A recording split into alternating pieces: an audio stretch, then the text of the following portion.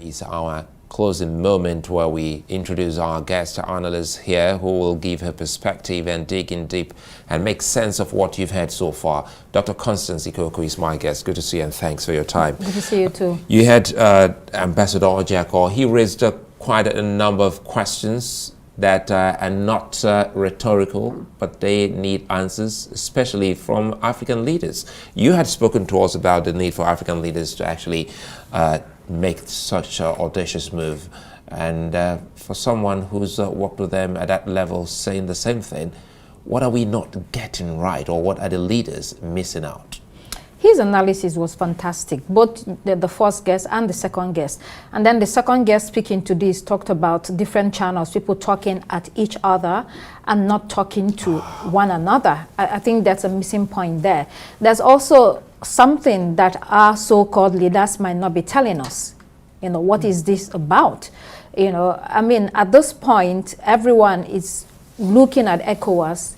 The citizens of these countries, 15 countries in the sub-region, are looking at their so-called leaders and watching to see what move they will make.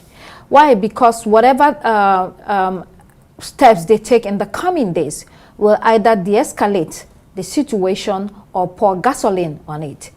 And the question will also be asked, in whose interest, like Ambassador Ojiako said, in whose interest will you be acting in the long term? Would that be in the interest of the region, the sub-region, or is that in the interest of somebody else?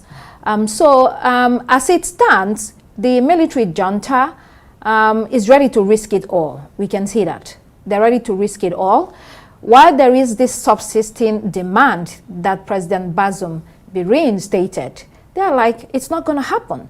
In situations such as this, there's usually the talk of, okay, let's agree on a time frame of restoring democracy, conducting elections, and all the old players will not be involved in these elections. I think this might be an agreeable point, but both for ECOWAS and the military junta, but they have to get there. I'm also happy you talked about the back channels, like former CBN Governor Sanusi Lamido, who was able to meet the officials, the military officials in Niger. It tells you that there's much that we as Africans can do without even the help of outsiders. There are certain things that we can do. There is a cultural and religious affinity working there. These are all the same countries. When you remove the colonial borders, these countries are the same.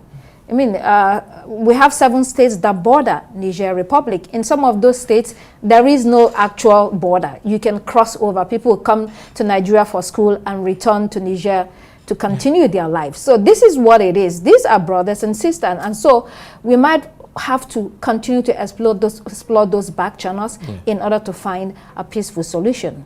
And again, speaking of this, which I want to stay on the back channel, because Ambassador Ojiako said specifically that we must exhaust every opportunity or every avenue. And Gabi also highlighted the need for the president to start, as a matter of advice, start looking at the first things to be done to allow for mediation.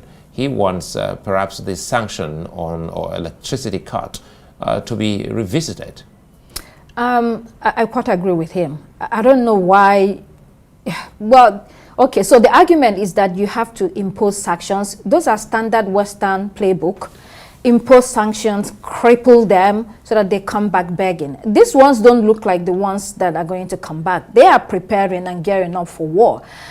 So it's the citizens of Niger that are actually suffering this. But when you look at the turnout in the stadiums all over the country, you are shocked what is going on. It looks like those people are quite popular, at least at this moment. You can see the numbers.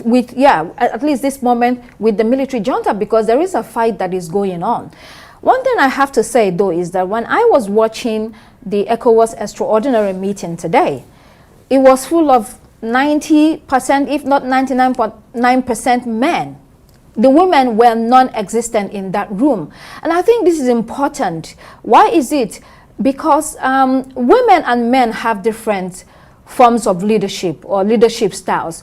Empirical research carried out by Africans has it that women usually see leadership as facilitating, while men see as leading. And then women might have more empathy and, you know, engage in more negotiation, mediation, in order to arrive at a point that is agreeable to everybody.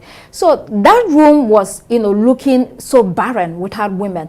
It is time for us to begin to open up the space for more women to come into leadership in African countries. It will actually do us a little good, or a lot of good, because you don't want to be in a room where the men are gearing up for war. There's hyper masculinity, which hasn't worked for us at all over the African continent. You need a dose of that female leadership, female touch, which I think will be useful for us. This is a time to begin to look in that direction.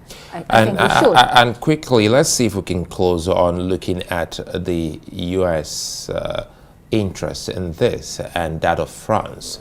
Perhaps by now they should be able to gauge what Africans are saying, whether from Anglo-Africans or Franco-African countries.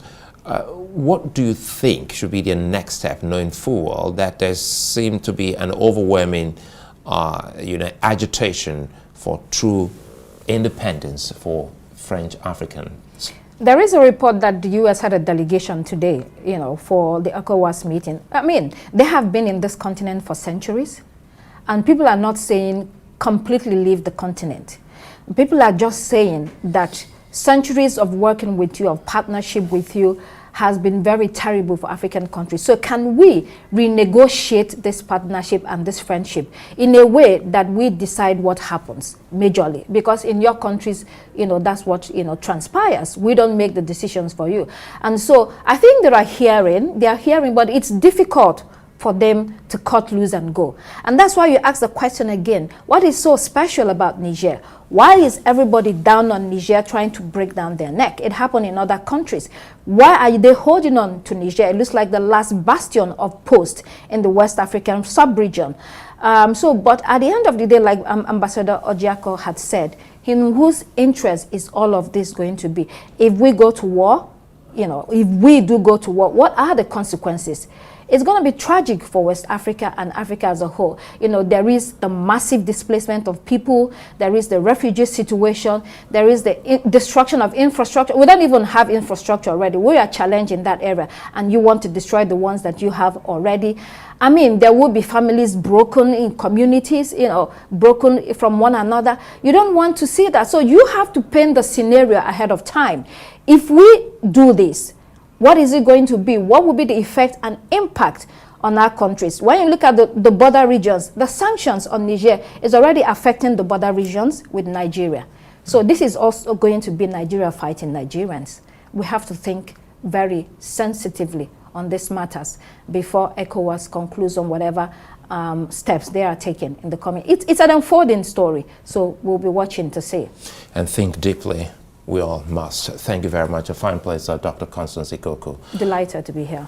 Well, that's it for this edition of Arise Prime Time. Do join us again tomorrow. From me and the entire team here in Abuja is goodbye and many thanks for watching.